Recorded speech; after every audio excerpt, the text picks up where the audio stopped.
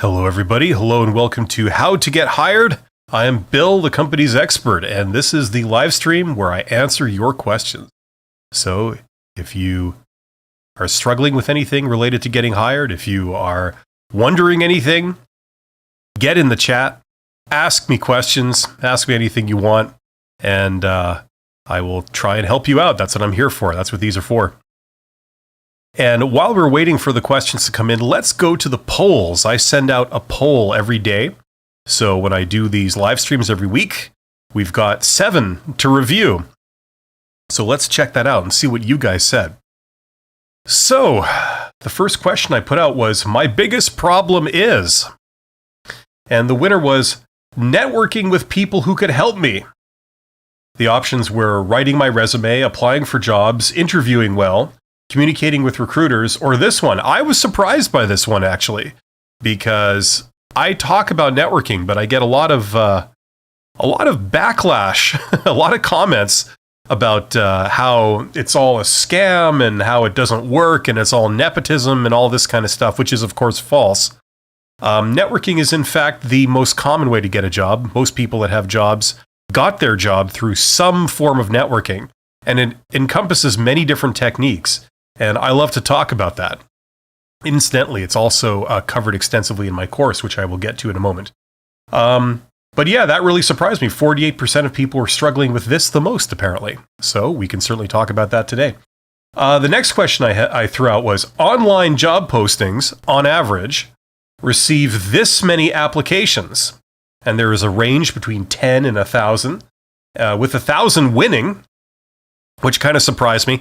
Many people commented that it depends on the type of job and where it's posted and the industry and all this kind of thing. And of course it does. Yes, it varies quite widely. However, the average is somewhere in here between 100 and 250, somewhere in there. That's pretty much what the estimate is on average that online jobs get in terms of applications. That's how many applicants or applications get submitted to every online job. Why is this? This is because, how can I put this without pissing some people off? 80% of jobs that are out there are not posted. That's what we call the hidden job market. Some people think the hidden job market is a rumor or a conspiracy or a scam. It's not. It's very, very real, and it exists. Okay? Only 20% of the jobs that are actually posted, or that are out there, are posted, and that's the ones that you see that you can apply for online. And so as a result, you do get a huge amount of people all competing for those 20% of jobs that are posted, when not that many people are competing for the jobs in the hidden job market. And the way to tap the hidden job market, in a word, is networking. That's the value of networking. That's why it's used so effectively. The next question I threw out was this. You need to spend this amount to start a viable side hustle, okay? And we got a range of answers between $0 and $10,000. The answer is, in fact, 0, okay? In order to start a viable side hustle, which means get it to the point where it brings money in, you need $0. You don't have to spend anything. Now, obviously, it depends on what you do, but if you want to start a side hustle that makes money for nothing, you can start it for 0. Obviously, you can't choose certain options, right? But there are some things out there that you can do that you can get started for no money whatsoever, just your effort. And if you want more information on that, I do a live stream twice a week. I may be scaling that down to once a week, called Side Hustle Ideas. I will have the next episode early tomorrow morning, actually, if you're interested in tuning into that. That's where we talk about that stuff. That's actually my core competency, is talking about how to grow businesses and things. So I like doing that podcast. Next one I threw out was, this is a joke one, everybody. Okay, it's a joke. Every Saturday I do a question that's usually kind of a humorous question. This was the one for this week. What will tomorrow's poll question be? Okay, and then there are some options. Would you rather? What's worse? What's the most successful method for getting a job? And the stupidest thing I've ever seen. The winner was, what's the most successful method of getting a job? I guess that's what I usually talk about on here, so I guess that was an educated guess. I would have chosen one of the funnier options myself. Okay, the next question was, where I am, all job postings are required by law to include the compensation. Now, this is interesting because I get a lot of comments on this channel, some of them really condescending and kind of sometimes nasty, about how all jobs should have the compensation posted. Certain individuals say that all the jobs they apply for have the compensation posted and they never heard of anything done any other way. Well, the reality is that, as you can see for this poll, where most people are, it isn't a law to post the compensation in the job posting. Okay, so when they ask you questions like, what are your salary expectations? This is harder to answer because they haven't given you the range, the official range of the pay, from minimum pay to maximum pay. Okay, so I get a lot of sort of nasty comments whenever I try and answer that question in videos, where people say, this is a stupid question because they always give you the range. Well, they don't. They don't. Okay, I understand that in the United States, in some states, they have passed a law that says that all employers must post the compensation. But it is a minority of states, and indeed most countries in the world, that doesn't exist. So it's a very relevant question. This was the next question. I want this the most. Okay, this was kind of a hypothetical for you guys. What do you think would be more useful? Ultra confidence, exceptional good looks, knowledge of how everything really works, many friends in very high places, or 500,000 US dollars in cash. What would you choose if you could be granted any one of these? If a fairy godmother appeared to you and granted you one wish of any of these 5 things, what would you take? And the winner was knowledge of how everything really works. I agree with that. If you understand how things work, you understand what really motivates people, what they need to hear, what they want to hear, and what they're looking for, everything falls into place. Okay, that's usually how it goes.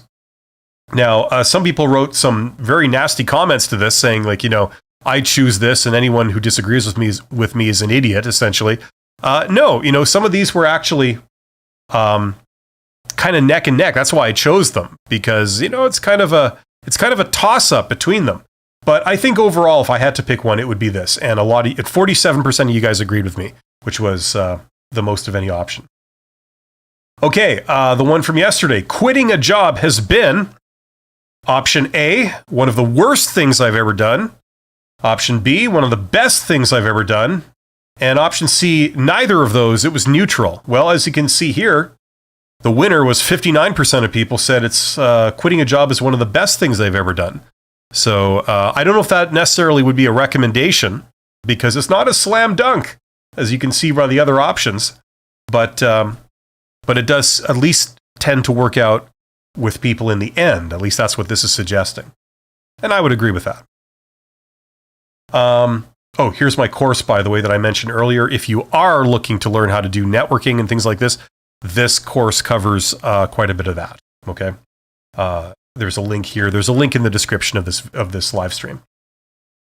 And finally, the one for today. Okay, so this poll is currently out on my YouTube channel, so go there and vote if you would like to.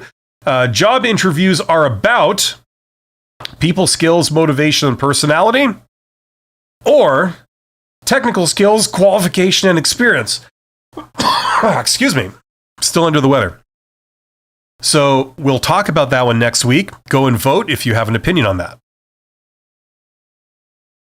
Right. Let's go over to the chat. Not too much going on in the chat. We have M1 that says hello. Hello, M1. And a little bit of a applause there. That's awesome. And my close compadre, Julien Alice. Julien Alice, that's what I want to say. Or Julian Alice, depending on your point of view. Welcome, welcome. Thank you for being here. There are 25 of you guys here right now. Thank you for being here. You're awesome. Get in the chat. Let me know what you're struggling with, what you could use help with, and I'll see if I can give you a hand. We got a super chat from Kyriak OS 861. That just rolls off the tongue.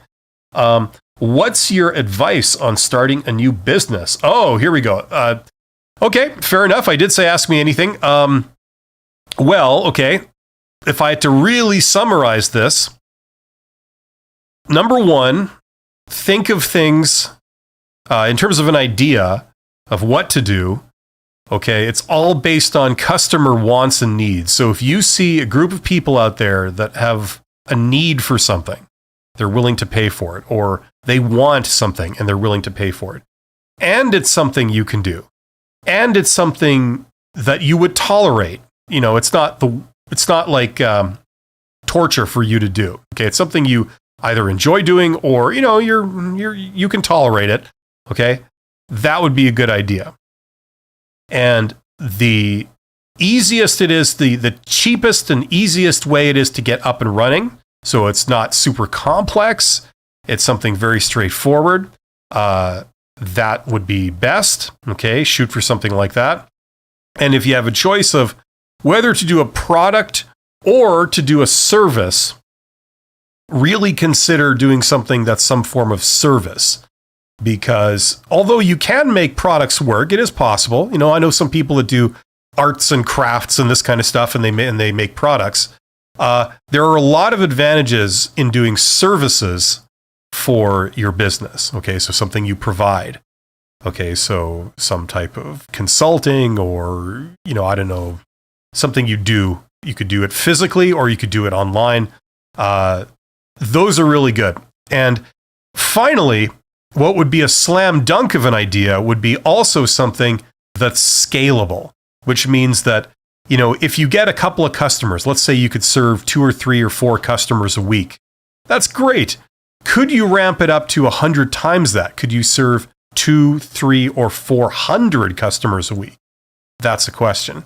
Because if you can find something that ticks all of those boxes, then not only does it have potential to be a valid side hustle, but it also gives you the option of ramping it up to the point where it replaces your current income from your day job and beyond. Okay? You could surpass the income for your day job if it was sufficiently scalable. Okay?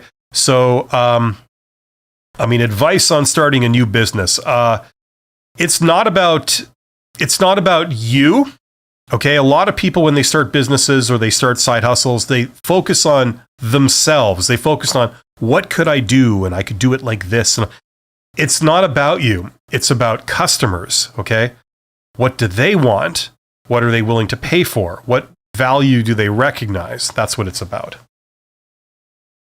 Okay, so hopefully that makes sense. Now, for more information, I do a live stream that's purely dedicated to that stuff. Entrepreneurial type ventures and side hustles.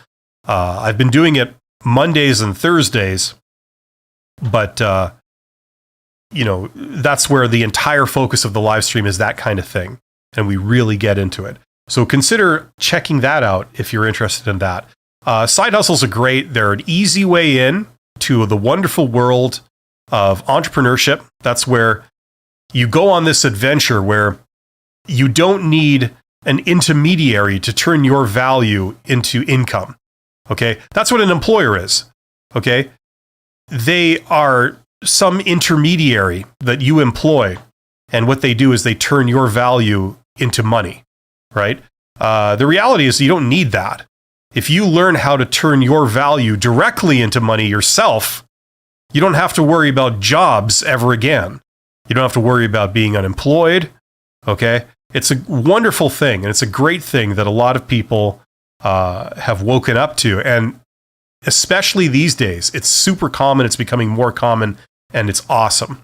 Okay, you could really take your financial future into your own hands and not be dependent on an employer to provide that service for you. Okay, so thank you very much to Kyriak OS 861 for the super chat. Pumpkin Escobar, there's a name. It's an awesome name, Pumpkin Escobar. Okay, Pumpkin. A recruiter told me that a lot of Generation Zs have a side hustle. A lot of every generation has a side hustle. It's becoming more and more common. Yes. Oh, you are too fat for me. That's an awesome name. That's right. Should I take that personally? Says, hi, I'm 38 years old and just graduated from college with a degree in real estate. Oh, I didn't know you could get a degree in real estate, but okay. I have real world work experience, but I am nervous about applying to jobs and going on interviews. Any advice for me? Yeah, practice makes perfect. Okay, nobody is just instantly amazing at doing job interviews. Nobody is. Okay, we learn by preparation and then we learn by practice. So a great thing you can do is you can do pretend interviews, mock interviews with a friend or family member. Okay, after you've prepared some stuff on your own, like you've learned and maybe memorized your answers to common job interview questions. Okay, like with the help of the internet or whatever. Grab a friend or a family member and say like, hey, can you give me a hand? You pretend to be the interviewer and you interview me. Pretend like this is a job interview. And, let's do this. Let's see how I do. Either they can write their own questions or you can give them a list of questions, whatever. And just do that over and over and over again. You do that, and in a couple of weeks, you're going to be a pro at this. You're not going to be nervous at all. And even if you feel nervous and awkward doing this, it's a good thing because it simulates the conditions under which you would do a real interview. Okay, so it prepares you for that aspect too. Okay, so don't worry about it. You're too fat for me. Just practice makes perfect, like anything else in life. This is no different. Julien says, what is the best time of the day and the best day of the week to ask people for info interview? I'm not sure if there's a better time to ask than other times, which is why I'm asking. Okay, so you're wanting to do an informational interview and you're wanting to, here's the best time to do it. Whenever it's convenient for them. Okay, so you don't suggest a time yourself. You allow them to pick a time of their choosing.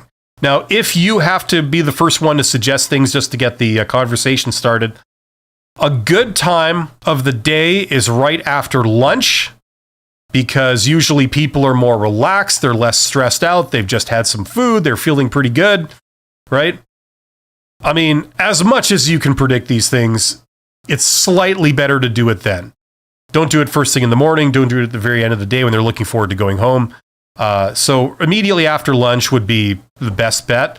And as for the day of the week, usually, I mean, it depends the work schedule of the person you're talking to.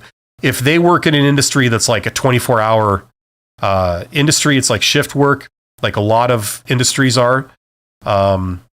Anything in logistics, anything in resource production, usually it's like, they're working round the clock, they're working 7 days a week. It's not a government job. But as much as possible Fridays, because, people generally, they've done their work through the week. And Friday, they've taken care of the essential stuff and, it's a bit more of a, reduced stress kind of day. So Friday is good for that extra kind of stuff. Don't ask them to do this on Monday morning.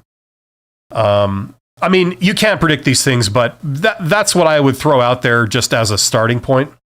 But whatever time is convenient for them is always the best time. And then you conform to their wishes. So hopefully that makes sense. Liam says, in your opinion, what do you think of LinkedIn? Lately, it seems like a platform for corporates to brag about their latest certifications and promotion. For job hunting, it's the last place for me. I have a very low opinion of LinkedIn when it comes to getting a job through standard channels. That means connecting with recruiters and looking for posted jobs on LinkedIn. I don't think it's very useful for that. I don't think it ever has been. They like to pretend that it is. They like to put that out there. Now, I don't know for a fact. Okay, this is just my opinion, but that's my impression. The real value in LinkedIn is for networking. Okay, so learn how to do networking, and it's an incredibly useful tool. In fact, that's what I talk about for a huge part in this course, which is quite popular, that a lot of people have been using. I go through the standard stuff, like how to do a standard job interview with recruiters and all this. But a huge part of it is networking. That will reveal the good jobs. That will reveal the 80% of jobs out there that are hidden, And you get that through networking. And LinkedIn is an incredible tool because you can find the employers around you using things like Google Maps. But in order to see inside of those companies to the individuals, that's where LinkedIn comes in. You can look into the company, you can see the individuals that work there, what their titles are, and basically what their resume says. So incredible tool. And then in addition, you can directly contact them through that. So incredibly useful tool if it's used in that capacity. Hasn't been anything like it. The way we did it in the old days, where we just have a Rolodex file of business cards and things.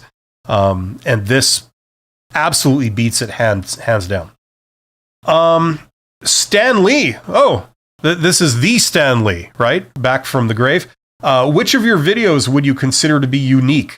For instance, I've never heard of the how do you handle ambiguity question before I saw it on your channel. I don't think I've done anything that's unique. I answer common questions. So I think by definition, none of them are unique. And that's that question that you're referring to, how do you handle ambiguity? That comes up mainly in management interviews. Okay, that's a cliched question, like tell me about yourself, but that comes up more in management interviews. If you're going for a manager position, it's a question that recruiters ask that makes it seem like they're smart when they're not. Because it's a stupid question. But yeah. Julien says, also, what's the lowest position I should reach to ask for an info interview? Well, yeah, don't set your sights low. The value in these things is going to the highest people around. For most companies, I would go to the CEO or I would go to a C-level executive. I wouldn't go to anyone lower down. Like when people are in their 20s and people are young, or when people are kind of sheltered, they haven't actually been out in the real world too much. They've had a nice cushy job and they've stayed there for 10 years and they've never really seen anything outside of it.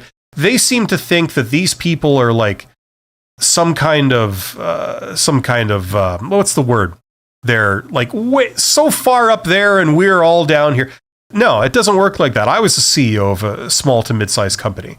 I mean, there's no magic. These are regular people. You just need to know a bit of protocol, how to approach them professionally, and what's a reasonable thing to ask for and what isn't. Okay. The reason for doing this quickly is that, first of all, the people at the bottom, at the worker level, they can't help you. They don't know anything. Okay. In terms of like career opportunities and things. The people at the mid-level, they're too busy to help you. And most of their jobs, they're not public facing. Okay.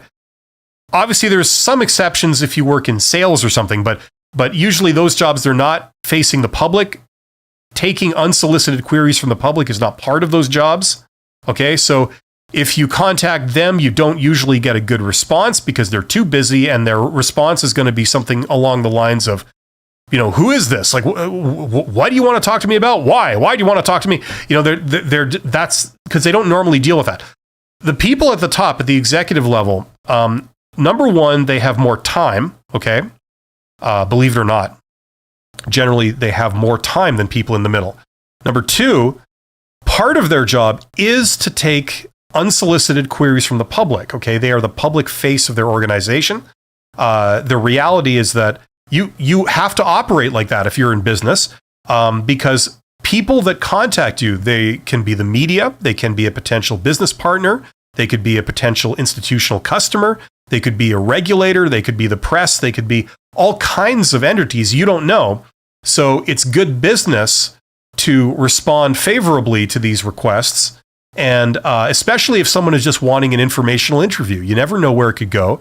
And a lot of times they do make a lot of useful connections in their industry by doing this. Okay. So this is a tremendous opportunity for people. Now, I've built a consulting business doing precisely this. Okay. So, I mean, I'm speaking from experience. I've done, I don't know how many, I think over 100, I think. Oh, definitely over 100 informational interviews with CEOs, just CEOs, in my region that I didn't know previously. So by using methods similar to this, I mean, it's pretty simple. So those are the people you talk to. Those are the people that are equipped to handle that kind of request. Those are the people that are the most forthcoming and the most useful at giving you the information you're looking for. Okay, so that's how you do it. I wouldn't look for the lowest position you could go to. I would look for, the highest position, and I would do that as a default. Obviously, there's a bit more to it. I can't summarize the entire thing in like 2 minutes, but that's the idea. Incidentally, we keep coming back to this, but that's covered step by step, from beginning to end with templates, etc., in my course, if anyone is interested. Julien also says, and one more thing, I'm changing careers, interested in hospitality roles, and I'm currently studying hotel management. I was a fitness trainer. What title should I use on my resume or LinkedIn?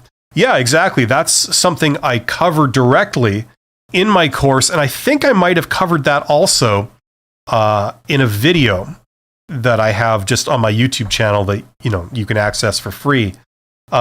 It's to do with the tagline, right? Did you ask about that specifically? What title should I use? Yeah, you see, on LinkedIn, okay, or if you have a business card or anything like that, okay, you're going to have some form of tagline. So, for example, if I said, oh, it's good to meet you. My name's Bill. I'm Bill Todd. I'm a CEO. Or you could say, hello, it's great to meet you. My name is Bill Todd. I'm a student, right? So it's that tagline: student, CEO, YouTuber, consultant, business growth expert, whatever you have as a tagline, that basically summarizes who you are to the other person. Okay. Now, when you're changing careers, as you've pointed out, it's a little bit complicated because you might have expertise for many years in being a personal trainer, but you want to work in hospitality. So do you say, oh, I'm a personal trainer? Or do you say I'm, a hospitality, expert or associate or representative or something like that? You would say the thing that you want them to regard you as. Okay, so if you're going for a hospitality role, as you say, you would come up with a tagline that's pertinent to what you're going for. Okay, so you could say you're a hospitality student or a hospitality associate or a hospitality, consultant or, something like that, whatever is most appropriate. But it has to be relevant to the roles that you're going for, or the reaction of the other person is going to be like, well, okay, you're a personal trainer. Why are you applying for a hospitality role, right? It's confusing to them. Okay, so you want to avoid that.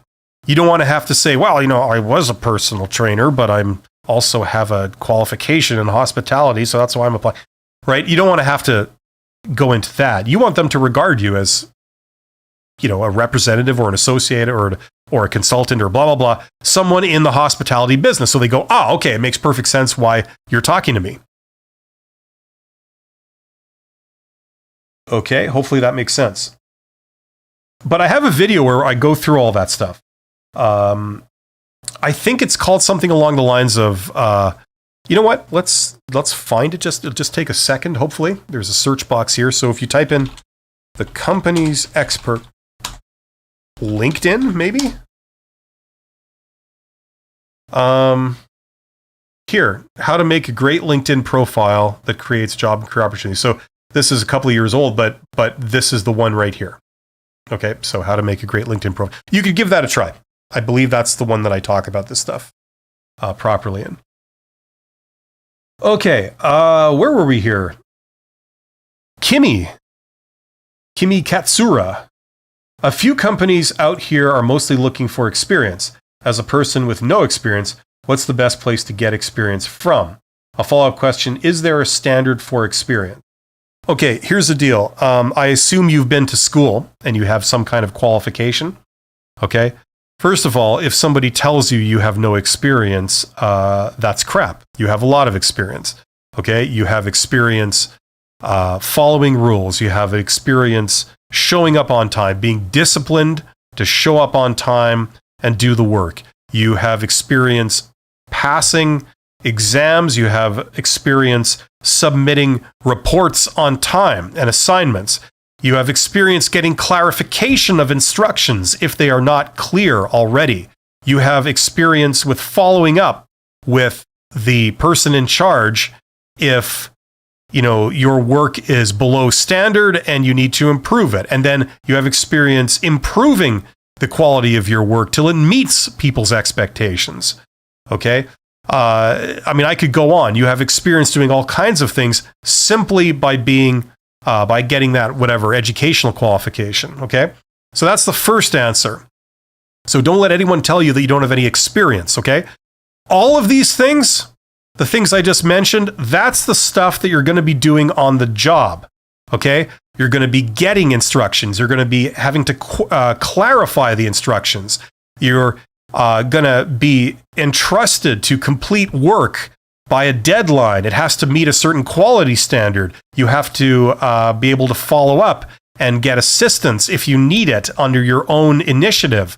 These are all the things that you're going to be doing in any job, and you have experience doing all of that. So it's not going to be a shift, and it's not going to be anything that you haven't handled before, okay? Secondly, you're asking, where can I get experience? Now, if you want to get new experience, here's what you do, okay? I don't know what industry you're in. I don't know what you do, but for the vast majority of things, what you can do is you don't need permission from an employer to get your feet wet in an industry, okay? In this wonderful world of social networking and connected experiences, okay, it's possible to become connected and involved with people who are in any industry. So let's say that you wanted to be in the bagpipe repair industry, one of the most thriving growth areas of indeed any place in the world, okay? Let's say that was you got a PhD in that, and or some kind of certificate in that, and that's what you want to do, and you don't have any experience yet, but you want to get a job in that industry.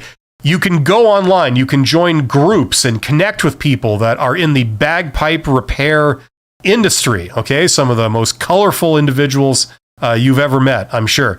And if you can understand what they're saying with their thick Scottish accent, and basically, you can get involved. You can interact with these people. You can write posts about them. You can comment on posts. You can put out an article on some aspect of the bagpipe repair industry, and you can get people commenting on it. You can send links of your article you've written to people within that industry and say, I would really value your expert opinion on this. What's your take on this? And that way, you're getting experience interacting with people in that industry, immersing yourself in some of the real world aspects of that industry. So you're not green, you're not right out of school, you're someone that's getting information and seeing inside of that business and how it works where the rubber meets the road. Okay, so that stuff you can do. You can start that today. Okay, you can start interacting with people in that business, and you can write articles about it, you could do posts about it. Anything else that you can contribute, it doesn't have to be articles or posts necessarily, but whatever, you could do videos. I don't know. And that way, no one can tell you have no industry experience, because you could say, look, I've interacted extensively with several people that run companies in the bagpipe repair industry. I know exactly what their priorities are. I know what makes them tick. I know what their concerns are. I know where they think this industry is going in the next several years. And I've contributed articles on those topics that they have read and commented on, and I've gotten some great feedback on. So that's my experience. Okay, and anybody can do this if you're in this situation. How's that for a rant? This is what happens when I drink Red Bull before a live stream. Anyway, hopefully that gives you some ideas. So you do all of that in the spaces when you're not going on job interviews and not applying for jobs, okay? Okay, Jordan says, how's it going? It's going great. As I said, one Red Bull later, I'm ready to go. Love your content. Question for you. Jordan, you really need to use some punctuation, buddy. Love your content. Question for you. Any advice for someone who was recently promoted to a position that requires more public speaking? The way you speak is so clear and engaging. Yeah. Well, thank you very much. I did not come this way. Okay. I have a degree in engineering. I'm an introvert. I'm a detail-oriented technical person that's obsessed with details and obsessed with technicalities. Okay, public speaking, it does not come naturally for me. It's something that you learn by practicing year after year after year and doing things like this, right? I mean, this is a form of public speaking, I guess. And I'm really not that great of a speaker, but I've even been a teacher. Recently, I've worked my way up to doing that stuff, and I've delivered keynote addresses at events and things, and it's a progression. You learn by doing it. Now, if this is like a real problem for you, and you're looking for like a really regimented kind of solution, if that's the type of person you are, you don't want to do it just casually, unstructured. You want like a really structured way of doing it. For the most part, I would recommend Toastmasters.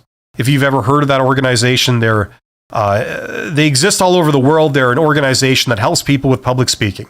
So it's good to sort of get your feet wet in the beginning, to give you some confidence, give you some experience getting up in front of a room full of people in a very supportive environment where people are super friendly and super supportive. It helps a lot of people when they're just starting out, getting the confidence to do this. So if you're the type of person that is looking for like a very structured approach, that's a good thing. I would check them out. Toastmasters International. And just for the sheer hell of it, I will just type it in here so that everybody can see. Toastmasters International. Okay, so this is what I'm talking about.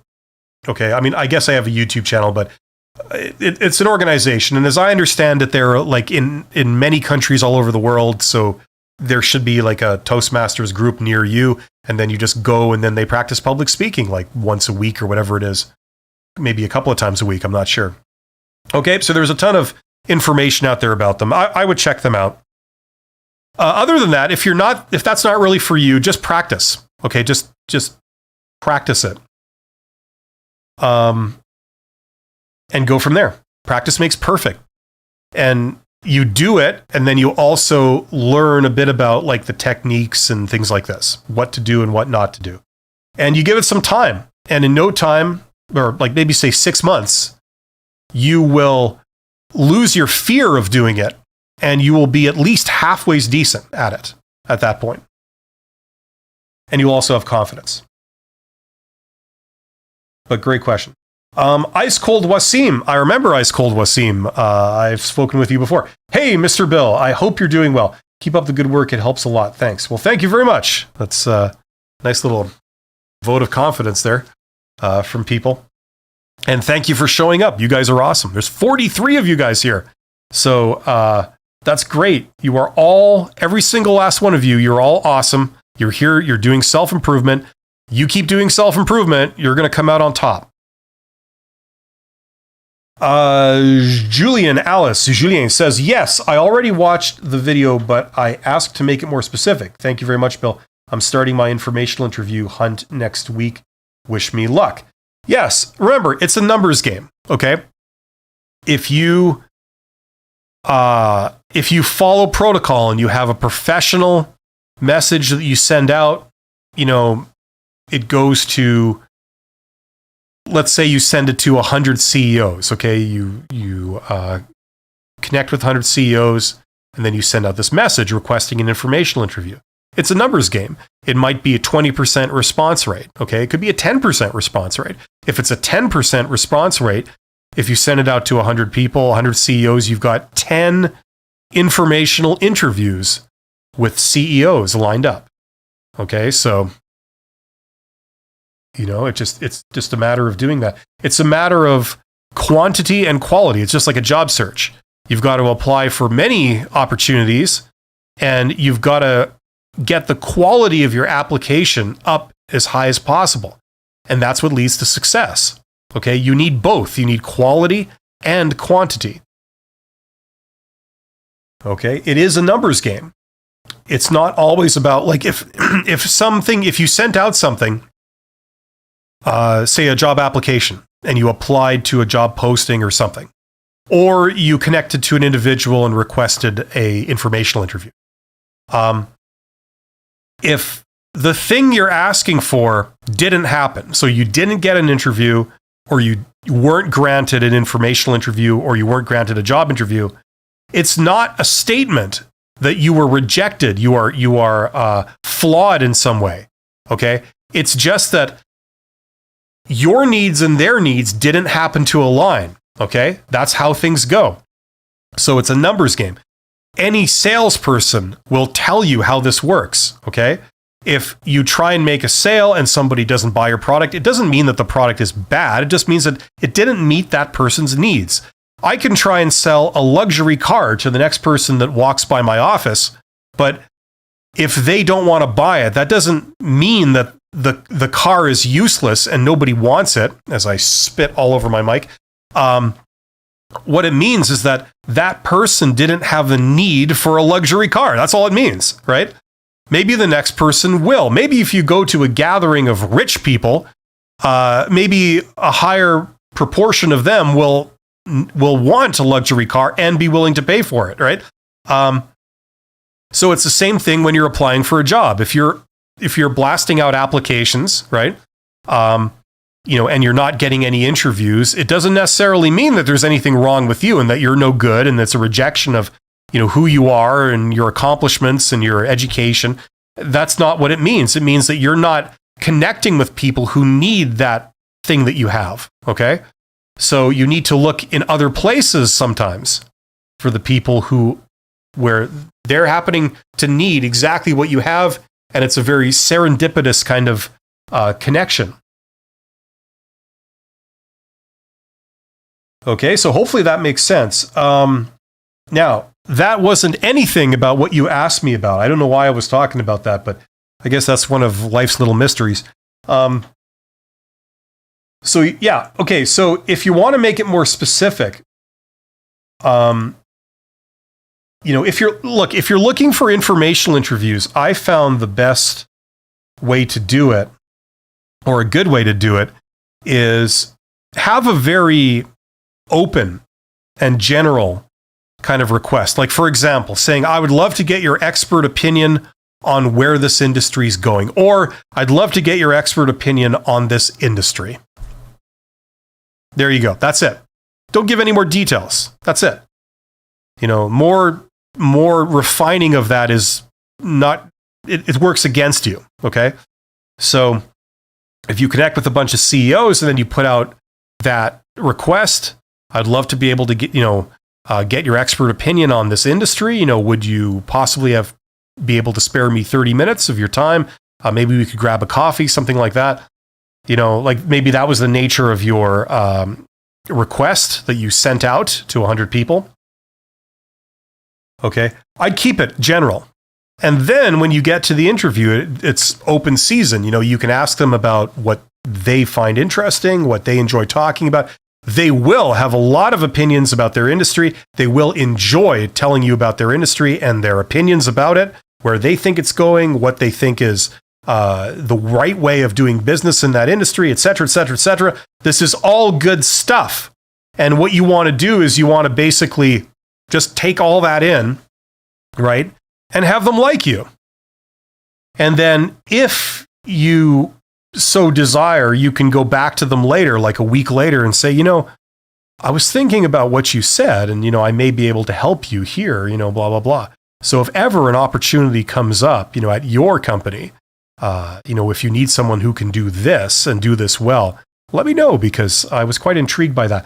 That kind of thing. That usually results in a lot of great job opportunities. So remember, as general as you can get it. Lopfast says, Bill, during an interview, the hiring manager asks, walk me through your CV and choices from the beginning, I guess. What exactly they want to hear? Any advices for this type of question? Okay, that's the standard question. Okay, usually what they do is they'll ask you some form of tell me about yourself, right? The way to answer that question is you basically walk them through your resume. What they want is they want you to give them an overview, like the vital information about you. Usually it's because they're too damn lazy to have read your resume before the interview. So a great way to conduct a job interview is they have your resume in front of them and they use that as the guide for the interview. Okay. This is what a lot of hiring managers do, and a lot of people who are unprepared for the interview. They haven't prepared anything for an interview. They've been in a meeting for the last 2 hours. They've had to talk to a few people, give them work assignments, and then it's time for, you didn't see me, I'm looking at my watch, and then it's time for an interview. Okay, right, here we go. I go into the room. Here's the applicant. Okay, go. What do you do? What do you ask? You haven't prepared anything and you haven't revised this person's resume or application before you got in there. So it's a little embarrassing. You're flying blind. So what you do is you have your resume in front of them and you say, okay, I see on your resume it says that you have this. What's up with that? Why did you take that? What did you learn? What makes you feel qualified for this job? I see you have this accomplishment. Could you explain that more? Why did you do this? And what's that all about? Right? It's an instant guide to doing an hour-long interview easy. Okay? So usually that's something that most recruiters will ask a candidate to do in some way, shape, or form. Okay? The bottom line is you should know what's on your own resume, so explaining it shouldn't be that much of a stretch, right? But just remember, don't go off script. Don't start telling them stories from your childhood. Don't start telling them all about specific experiences that you haven't rehearsed or vetted.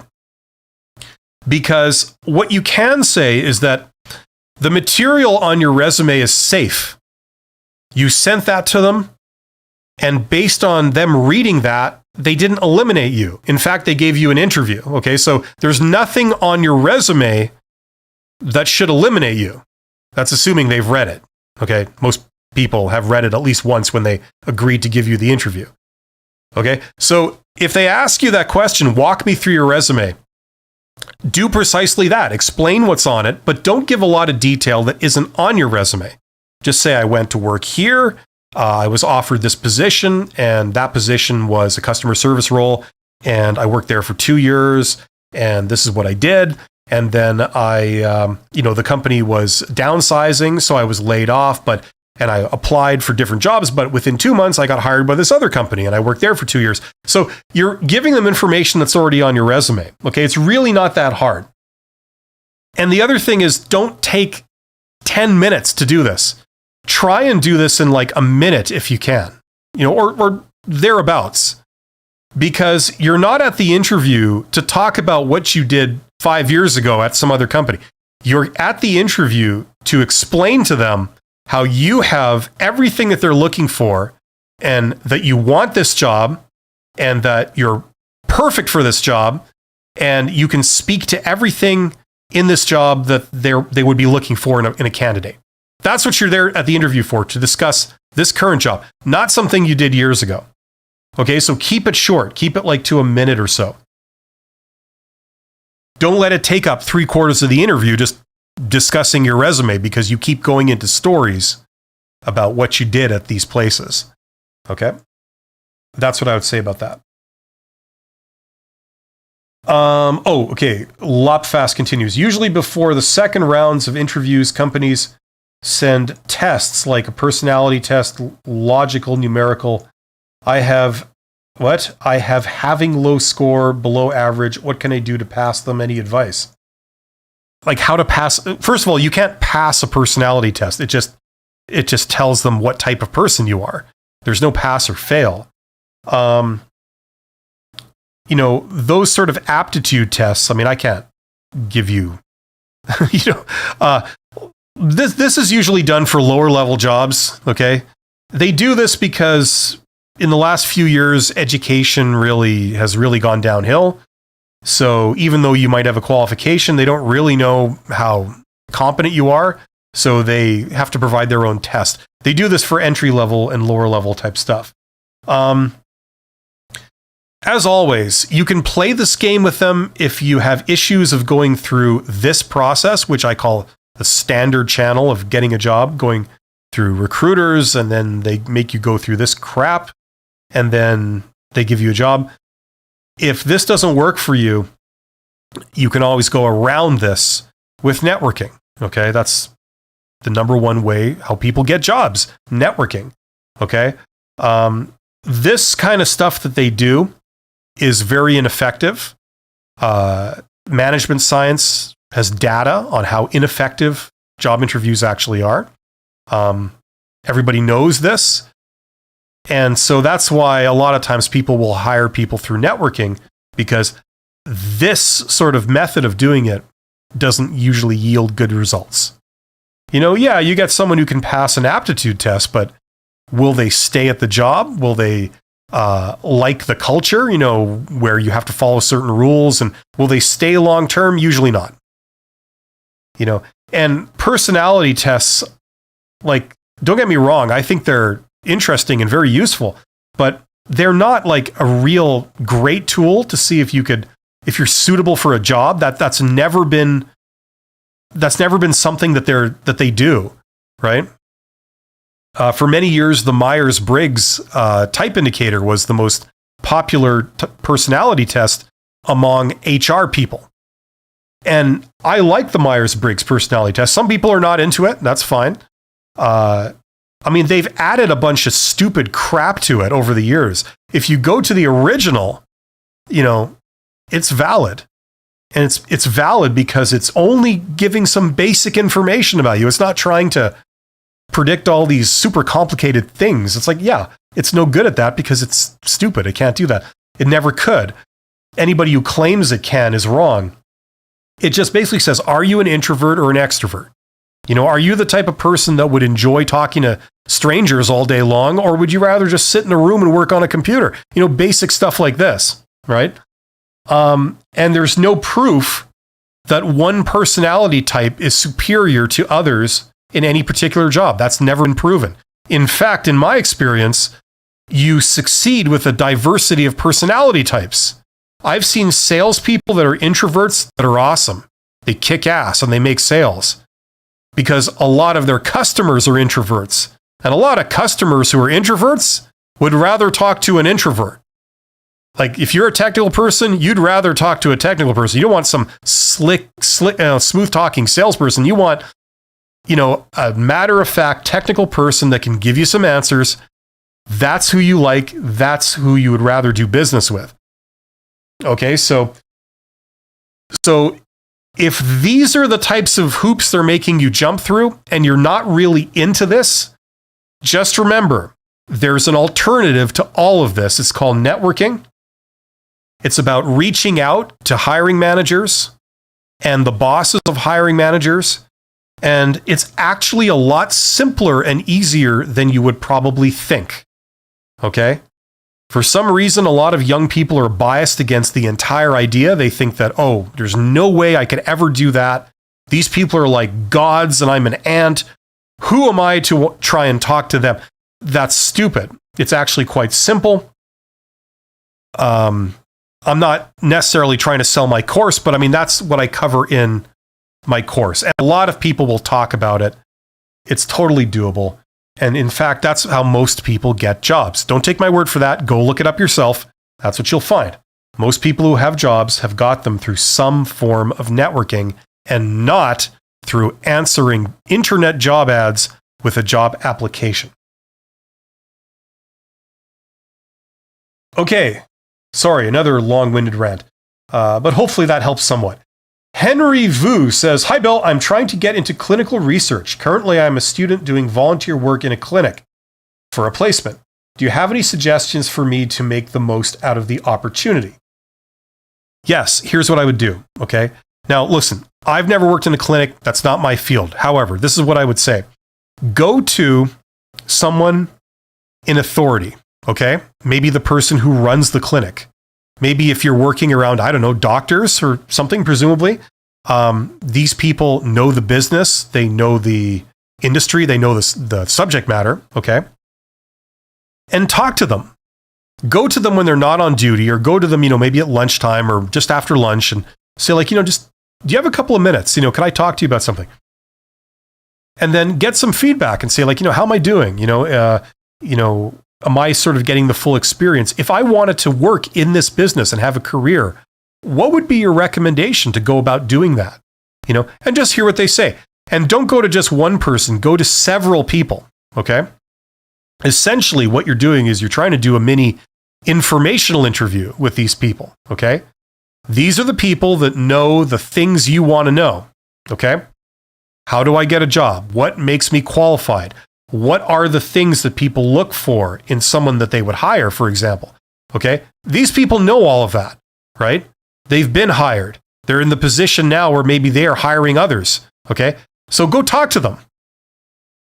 If you don't know how to do this, learn about how to do an informational interview. It's a really amazingly useful life skill. You could learn anything. All the super confidential information, all the stuff that, it's hard to find out, you could learn all of that by being able to talk to these people, okay, and pick their brain about this stuff, okay? And that will give you all the answers you could ever need about your industry, how it works, how to get in, how to have a career in it, what are the options, for how to do it, all that kind of stuff. And then work on your people skills, okay? Usually when they have to hire a candidate, don't get me wrong, technical qualification is important, right? You want to hire someone who's qualified. But beyond that, usually there's several people to choose from. Who gets hired? The one that they would rather work with. And who's the person they would rather work with? Usually the person who's the most likable and friendly and easy to get along with. When you have a conversation with them, it's not stressful. It just flows. It's pleasant, right? There's never any awkwardness. There's never any sort of issues. It just works, right? So if you could brush up on those skills and become like a pro, which is really not that hard with this stuff, just a few simple principles. If you can get qualified in that industry, this is going to be child's play to you, okay? That will really help your chances. For something so simple, it has a huge bang for the buck. Hopefully that helps. It's my buddy Pumpkin Escobar. Me and Pumpkin Escobar are like that. We go way back to the good old days. One interviewer said to me that with my level and years of experience in the field I'm in, I would be bored at their company. I don't understand. I have a lot to offer. Yeah, that's a very polite way of saying no. That's what that is. Okay. They have probably selected somebody else for whatever reason, and they're just trying to say no to you in a very polite way. Okay. It's not a rejection of you. You see that having been on the other side of the table, look, you talk to many qualified people that, you don't have any objections to hiring them, but you can only hire one. That's the problem. You might get 100 applications. You might talk to 10 people. You would hire 7 out of those 10 people. If that was the best candidate, yeah, I'll hire them. I got no problem with them. They're perfectly fine. The only problem is that you got to pick 1 out of the 7. So, that's probably a no in a nice way, right? Recruiters are famous for being very amateur at dealing with people, as I'm sure a lot of you guys will have experienced. I mean, don't get me wrong. There's some great ones out there that are really good at what they do. But unfortunately, there's a lot of bad ones that give the good ones a bad reputation. And, saying stuff like this to people, it's like, you'd probably be bored working here. It's like, that's ridiculous. Okay. That's kind of borderline insulting. Just do what everybody else does and say, well, I'll get back to you. Meaning I will never get back to you. You'll never hear from me again. And it's a no. Okay. That's what I would say. Okay.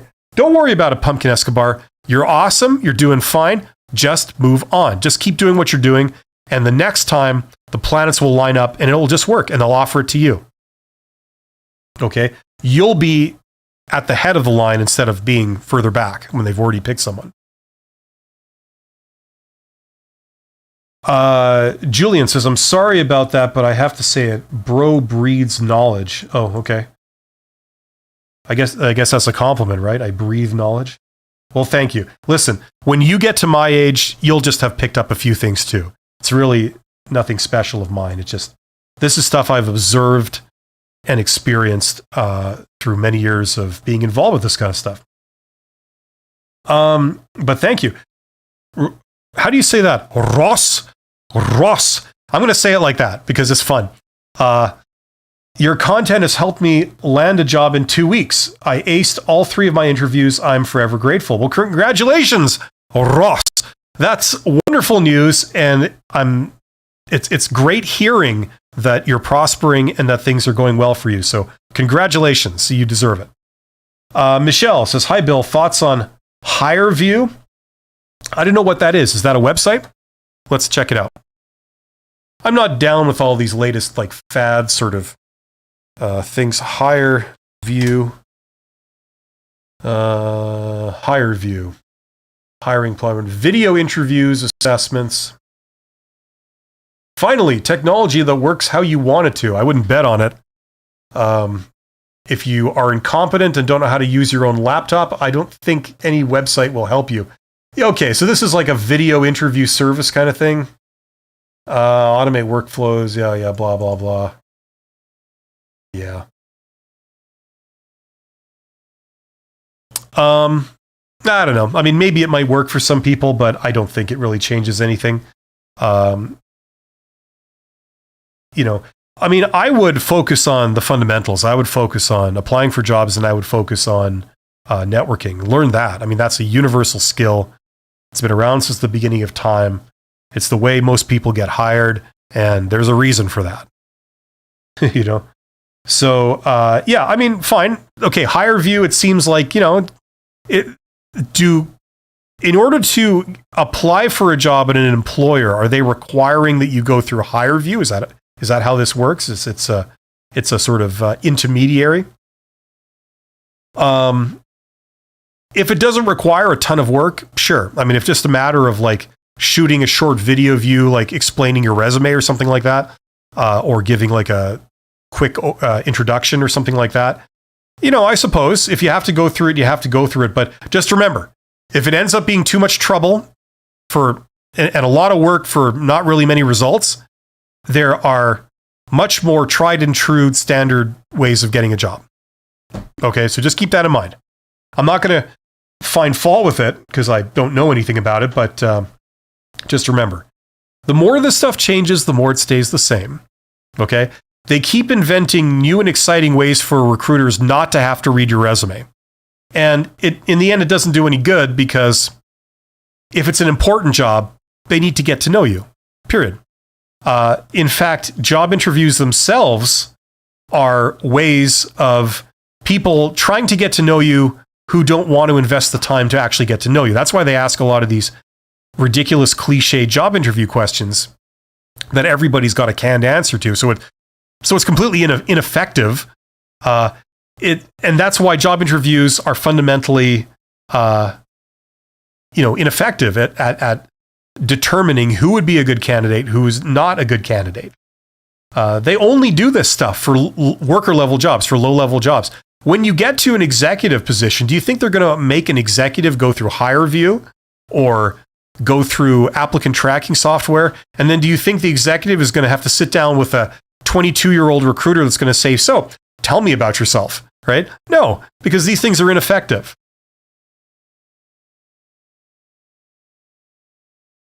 Right? That's why people go through networking, because it's actually more effective. The people you hire through networking are actually more effective than hiring strangers through channels like this. WCK Champion. Hi, Bill. Would you recommend MDM/pyramid marketing businesses? Like you're talking about pyramid schemes? Or like what do they call it? Multi-level marketing? No, I wouldn't. Is that what that is? Very quickly, let's just, for the hell of it, MDM. Software. Does MDM mean master data management? Is that what you're talking about? No, I don't recommend anything that kind of would have that type of label. Listen, I'll just briefly say this about, businesses and things, like if you're doing your own business or side hustle, which I talk about on a dedicated stream Mondays and Thursdays, in its own live stream. But business is simple. It's straightforward. If someone has a need or a want and you can offer it to them and they're willing to pay for it, it's a win-win. They get what they want. You get what you want. Everybody's fine. Everything's above board. Everything's honest. Everything's out in the open. It's not about deceiving people. It's not about, fooling people and making money off them by exploiting them. That's not what this is about. It is so easy to get into a legitimate business at a very small scale or a slightly larger scale. You don't need to do any kind of one of these complicated sort of, borderline unethical things, okay?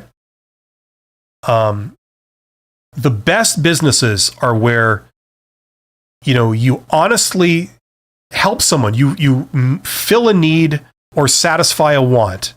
And people are genuinely happy with it, and they don't mind paying you for it because they feel that they're getting something well worth it in return.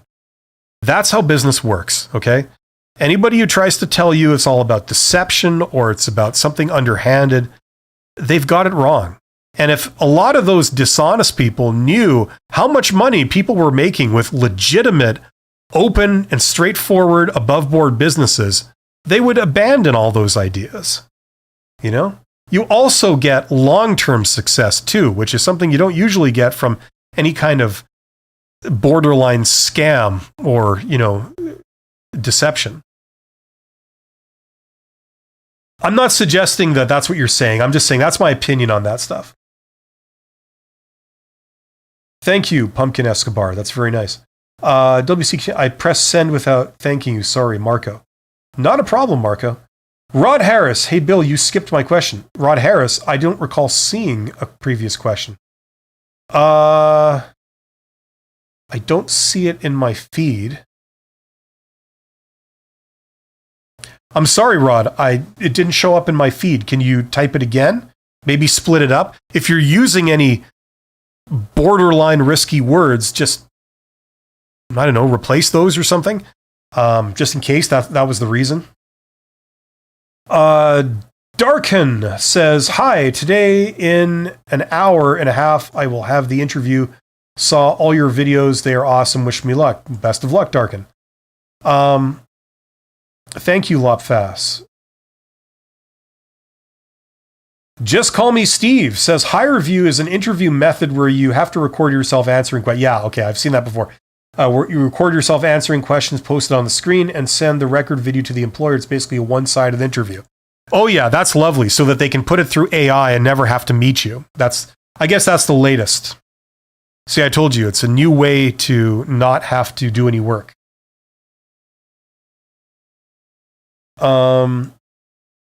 And I know that's not what they're advertising it is, but that's what I highly suspect is going on. I've seen that kind of stuff before. Hello from Morocco. How to combine storytelling and personal branding? Do strategies exist? I'm sorry, I don't understand your question. You've combined a lot of sort of very general terms.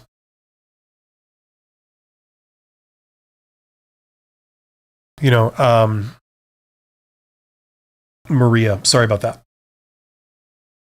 Anyway, it's been an hour. I'm going to have to sign off in a couple of minutes. So if there's any last minute questions, let me know. See, Maria, this is, I was saying earlier that, I'm a very introverted, detail-oriented technical person. I don't do well on extremely general questions.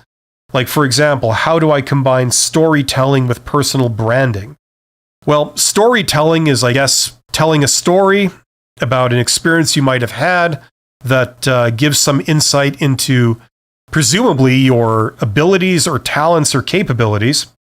And personal branding is basically what you're known as. So, for example, my personal branding, it's a very modern expression. It just basically means like who you are to that person. So if I'm an ex-CEO, or I'm a consultant, or I'm a YouTuber, those would be possible brands that I could sort of label myself as, right? So how do I combine telling a story about my past to illustrate that I am indeed one of those things, like an ex-CEO or a YouTuber or a consultant? I mean, that's like saying, how can I combine storytelling with, I don't know, something else very general? You would just tell a story that demonstrates that you are indeed that thing. That's how I'm taking that question. To me, it's self-evident, but if I'm not maybe realizing something that you're asking, I apologize. Yeah, sorry to be a little curt with you, but I have an aversion to extremely general questions because it's impossible to answer in great detail and with any accuracy. So my brain sort of doesn't handle those very well.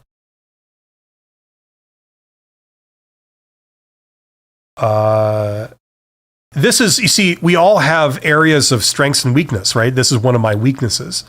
And it's something I haven't overcome it, but I've had to sort of manage it and downsize it as much as possible. And we all have these, right? We try and work on our weaknesses, at least get them to the point where they're not, crippling for us, right? Neff says, how do you answer the question, what has been the biggest piece of feedback or criticism you received when you have limited work experience and not a lot of feedback from managers or supervisors? So this would be an example of a more specific question, which I would do better at. It's still a bit open, saying, what's the biggest piece of feedback or criticism you received? Now, I don't know your life experiences, so I can't answer that. But if you haven't had any hard work experience, okay, presumably they're asking, I'm inferring from your question that when they ask this question, they're expecting it to come from on-the-job experience, right, from a supervisor or boss. Well, maybe you haven't had any on-the-job experience. So what I would do is I would give some feedback or criticism, okay, that you received from your schooling experiences. Presumably you have some kind of training or education, right? You may not have relevant industry experience, but presumably you have some experience being in school of some kind, right? So I'm sure you've had teachers, okay, in which case they are your supervisor. And in a way, you're also your manager, and they've given you feedback. So I would look to those. Now, there's another aspect to this, and that is that they're basically asking you for your weakness, okay? If they're saying, what criticism have you received from a supervisor? Okay, that's another form of saying, what is your weakness, right? And they're doing the standard thing where they're trying to find a reason not to hire you. What's wrong with you, right? So they ask a question like this, and then the unsuspecting applicant says, oh, well, I haven't had a lot of experience, but when I was back in school, several of my instructors told me that, I'm very impatient. I lack the discipline to be able to do the work effectively and do it properly. And because of that, I will probably never amount to anything. That's some criticism I've received, right? So the recruiter says, oh, well, thank you very much. I appreciate your candor. And they write down, okay, this person is undisciplined. They lack discipline. They lack tenacity. Rejected, right? They've basically gotten you to give them a reason not to hire you on a plate, right? Unbeknownst to you, they are talking to 10 other people, and they've got to narrow down that pool of 11 candidates to one that they hire. So they've got to eliminate 10 people. You just gave them a reason to eliminate you, okay? So that's why they ask questions like this. They're very poorly disguised. They're trying to get the dirt on you, okay? I've done a lot of videos about this, okay? So make sure that what you give them, okay, this is what I would recommend. Give them some understandable negative side effect of something really good, okay? So you could say, well, on occasion, I did not hand in a couple of assignments back when I was at school. I didn't hand in a couple of assignments on time. Okay. And it was because I had put extra effort into doing these assignments really, really well. I actually went out and verified it with different sources, something that you weren't really required to do, but I did it anyway. I was commended for it. Okay. But it took a little bit longer than I had planned, unfortunately, and I was a day late. I submitted it anyway. I got a little minor penalty, but I still got a really good grade in the course, right? So when somebody hears that, they go, oh, okay, well, that's not the end of the world. You did something really good, but you handed it in late. And let's face it, we've all handed in something late when we were in school at one point or another. So it's not the end of the world. It's not a deal breaker. Okay. And it also is an excuse for you to tell them about something awesome you've done, how you went above and beyond and did all this extra work on these assignments. It shows diligence. It shows dedication. It shows discipline. It shows initiative, all these great qualities, right? So you see how they were looking for the dirt on you and you gave them a whole bunch of awesome things about you. You did answer the question, but you also gave them a bunch of awesome things and you didn't give them anything that they would use to eliminate you with.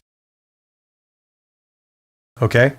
Neff says, I'm young and in college with not much work experience. Yeah. So if you have work experience, great. If you don't, remember, you have a lot of experience. It's in school, but the things that they asked you to do in school are pretty much the exact same things they're going to be asking you in any job. You've been given work assignments. You have to then go do it on your own initiative. You have to be disciplined. You have to have a good work ethic. You have to, respect deadlines and be disciplined and have to be organized enough to plan out your work so you have it done by the deadline. You have to clarify expectations. If people give you these weird, unclear instructions, you have to be able to go to them and request clarification till the point where it makes sense, and then you go away and do it. All that stuff, that's what you're going to be doing on any job. Okay, so if they want to know about your experience, with a supervisor or, whatever, you can talk about all that stuff because it's relevant to the job. Don't sit there and go, oh, I have no experience, because you do. Okay. I got caught up with that question in the interview. Thank you. Your video gave me confidence in interviews. Good. I'm glad to hear it. And hello to Lop Fast. Okay, I have to get rolling. So thanks everybody for being here. There's 32 of you guys here. Thank you so much for being here. You're awesome. I wish you nothing but the best. I will be back tomorrow with a live stream on side hustles, if you're into side hustles. Other than that, this is the latest video I put out on my channel. Go and check that out. Some example answers for how to answer that question. And I did a leadership live stream yesterday. I don't know if anybody caught that. It was a bit of an experiment for me. I don't know if it was a success or not, but if you are interested in the topic of leadership in the sense that, you may want to get a job as a manager or a director, like a manager of managers, where they're going to ask you leadership related questions, how leadership works. That's a huge part of it. I don't often get a chance to talk about that stuff, but I did an entire live stream yesterday just talking about that. So if that is of any interest to you, check that out. And finally, this is coming. If you are experiencing some issues in your job search campaign and you don't really know about how to go through job search properly, and you want to get the full deal in one place, step by step from beginning to end, covering getting a job through standard channels, applying, talking to recruiters, doing interviews, writing resumes, all that stuff. But you also are interested in networking, how networking works, how you can maybe get into that world and some things you can do there. If you're an extrovert, great. If you're an introvert, great, because I wrote this from the perspective of an introvert also. I am an introvert. Check out that course there. There's a link in the description box of this live stream below. So thank you very much for being here. You guys are awesome. I will see you tomorrow. Take care.